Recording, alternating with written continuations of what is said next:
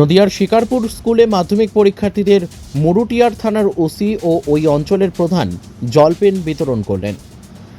নদিয়া জেলার সীমান্তবর্তী স্কুল শিকারপুর উচ্চতর বিদ্যালয় মাধ্যমিক পরীক্ষা কেন্দ্র।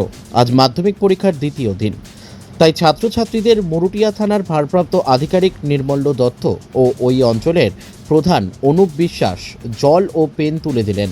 উপস্থিত ছিলেন করিমপুর থানার সিআই সাহেব, উপস্থিত ছিলেন ওই অঞ্চলের রাজনৈতিক কর্মী ও পুলিশ কর্মীরা। উষ্ণতা বাড়ার সঙ্গে সঙ্গে যাতে ছাত্রছাত্রীরা তৃষ্ণায় একটু আরাম পেতে জলের ব্যবস্থা করে দিয়েছে প্রশাসন।